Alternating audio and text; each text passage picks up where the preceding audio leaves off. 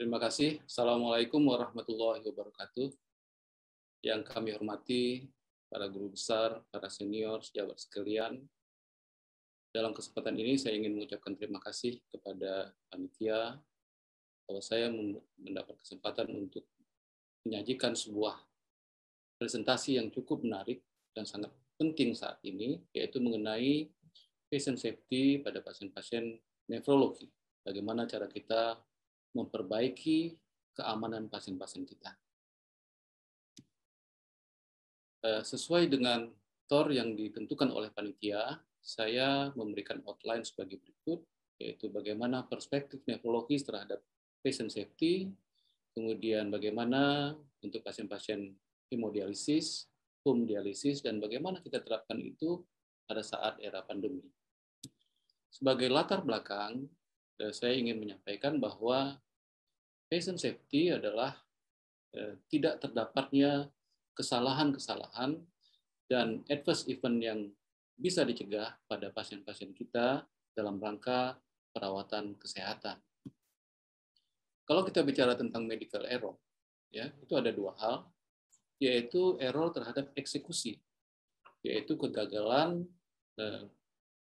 dokter atau perawat menjalankan rencana-rencana sesuai dengan yang sudah diarahkan.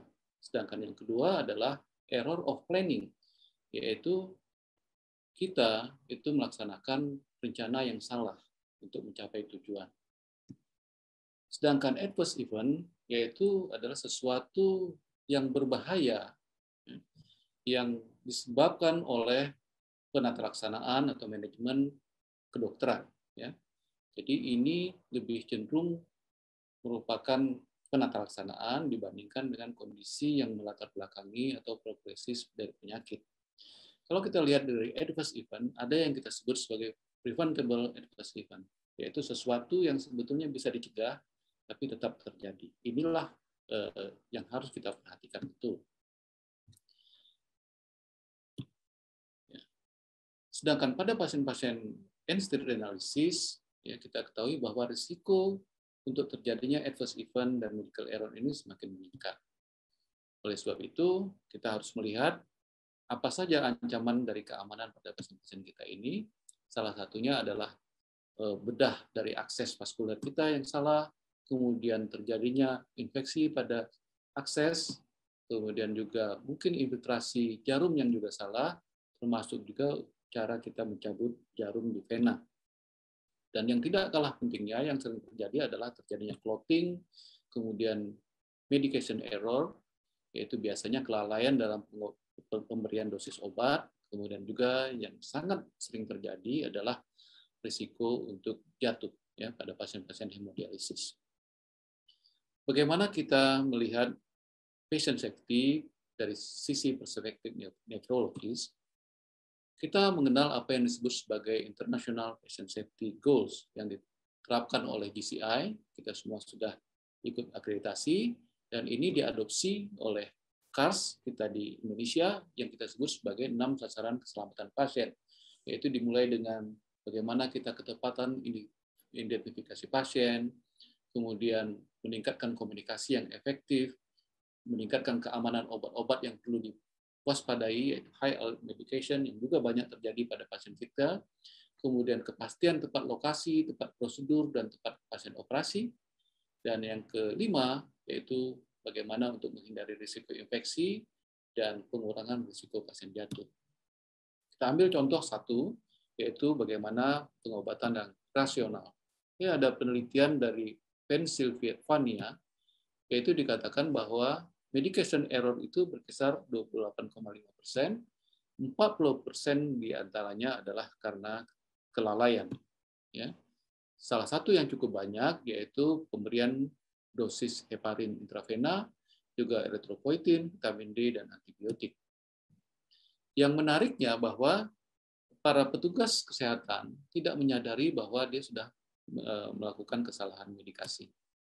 Oleh sebab itu, bagaimana cara kita untuk meminimalisasi medication error ini adalah kita harus check and recheck medication list, dan kita harus melatih atau mengedukasi pasien untuk selalu menunjukkan list kepada tugas kita. Kemudian juga kita harus mengacu medication reconciliation pada kasus-kasus kalau terjadi perubahan yang tidak kalah pentingnya, dan ini kelihatannya sebagian besar tidak terdapat pada pasien-pasien di ruangan HD, yaitu bagaimana partisipasi dari farmasi. Ini sudah di ruangan sudah, tapi di ruangan HD mungkin masih terbatas.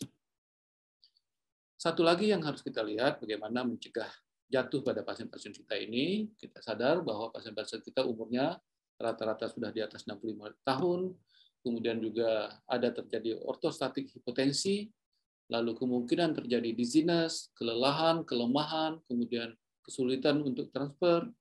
Ini juga sangat mengganggu dan sangat meningkatkan kemungkinan untuk jatuh. Jadi beberapa strategi yang dianjurkan adalah kita harus memonitor ortostatik hipertensi, kemudian kita harus melihat alat-alat yang evidence-based tentang bagaimana asesmen jatuh, seperti bagaimana kita melihat bagaimana orang melangkah, bagaimana matanya, dan kita harus membimbing pasien-pasien kita yang kemungkinan untuk jatuh waktu berjalan, dan yang juga tidak kalah pentingnya, ini di sebagian besar, di pusat-pusat yang cukup besar sudah ada timbangan yang di lantai, yang memang datar, jadi tidak harus naik ke tempat timbangan. Satu hal yang juga sangat diharapkan yaitu bagaimana komunikasi efektif. Ini ada dua gambar yang kita harapkan, ini semuanya kerjasama, jadi multidisiplin tim, namun yang diharapkan adalah yang di sebelah kanan, apa yang disebut sebagai patient-centric multidisiplin team. Semuanya melihat ke pasien, jadi betul-betul informasi dari pasien ini yang kita diskusikan bersama. Kita masuk tahap berikutnya, bagaimana strategi patient safety pada hemodialisis. Tadi kita sudah jelaskan, ini risiko-risiko pada pasien-pasien dialisis kita, risiko jatuh, kemungkinan salah obat, kemudian kemungkinan gangguan akses, kemungkinan dialiser error, dan kemungkinan juga adalah terjadinya blood loss yang cukup banyak dan prolonged bleeding.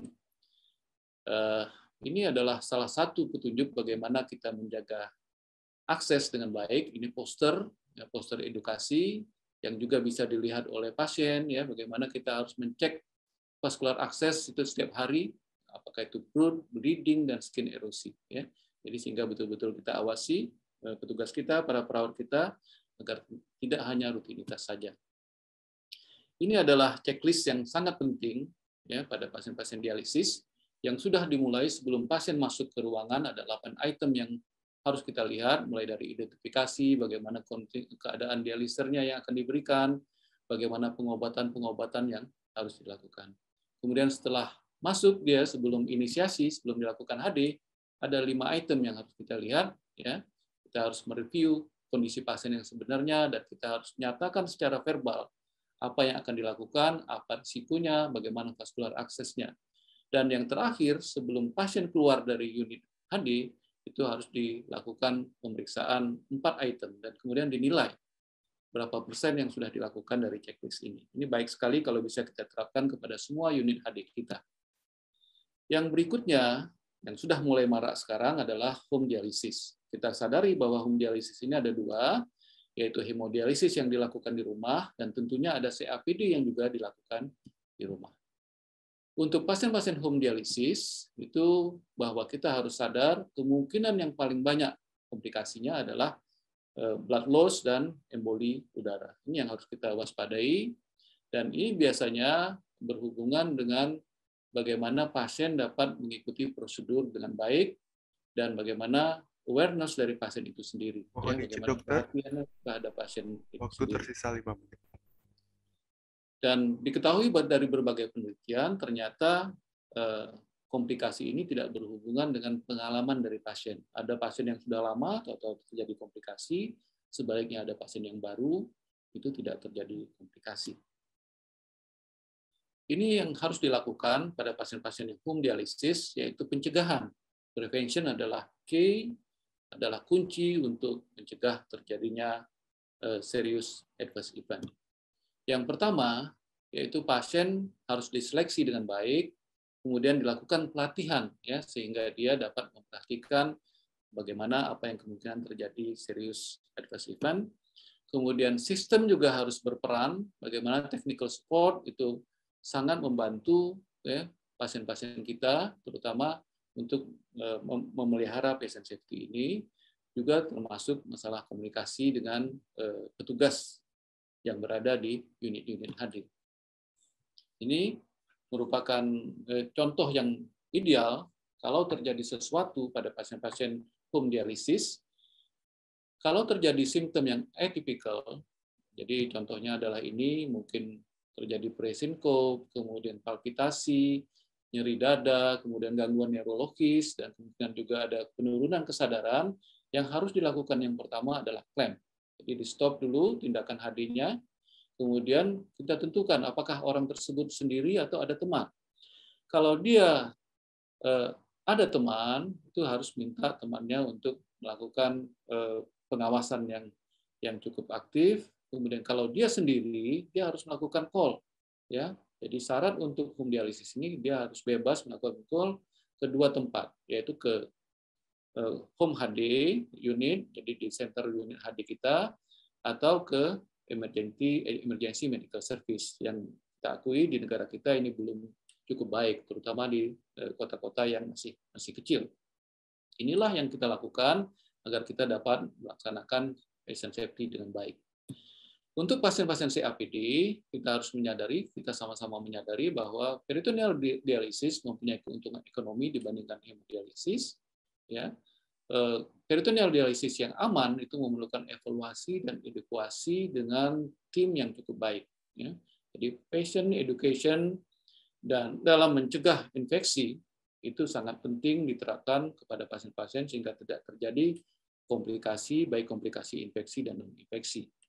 Inilah yang harus kita harapkan bahwa PD Healthcare team kita itu harus solid sehingga kita dapat menjaga pasien-pasien CAPD. Yang terakhir, saya akan menyampaikan bagaimana patient safety pada kondisi pandemik. Ini saya ambil dari nefrologis dari Italia, Francesco Iannuzella. Dia mengatakan ada 3 hal yang harus kita terapkan, yaitu be prepared, be flexible, dan stay safe. Apa yang harus disiapkan? Bahwa kita memiliki secara profesional dan emosional 2 hal. 2 senjata kita, yaitu ilmu pengetahuan, knowledge, dan resilience. Resilience ini ketangguhan kita, bagaimana kita ketangguhan kita untuk menghadapi pasien-pasien kita. Inilah prepare kita, dan yang harus kita ingat, selain persiapan kita tadi, kita harus be flexible. Karena kita sadar dalam kondisi pandemi, tidak ada satupun rencana kita yang universal sifatnya. Dari hari ke hari, dari waktu ke waktu, dia bisa berubah dengan cepat, sehingga kita harus mampu berubah dari plan A ke plan B. Demikianlah seterusnya. Dan yang terakhir adalah stay safe, karena bagaimanapun kesehatan kita sebagai tenaga kesehatan itu sangat penting, ya, dan menempatkan prioritas pertama dalam penata laksanaan ini. Dan yang juga sangat penting adalah teamwork.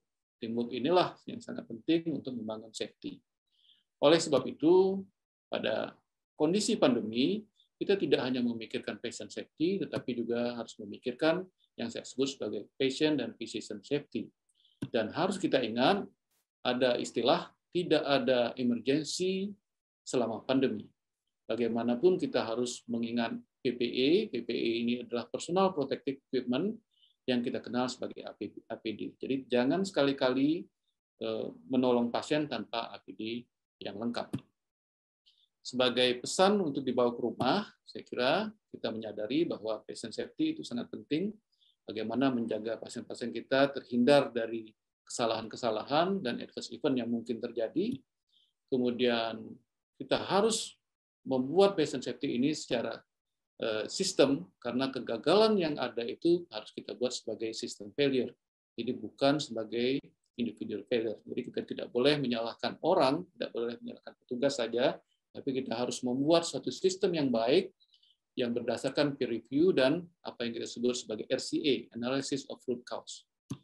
Dan yang terakhir, safety checklist itu dapat merupakan tool yang sangat bermanfaat untuk pasien-pasien HD kita. Dan harus kita ingat, pada era pandemi ini, kita harus juga memikirkan keselamatan petugas, dokter, perawat, dan pasien. Itu yang dapat saya sampaikan. Terima kasih. Assalamualaikum warahmatullahi wabarakatuh.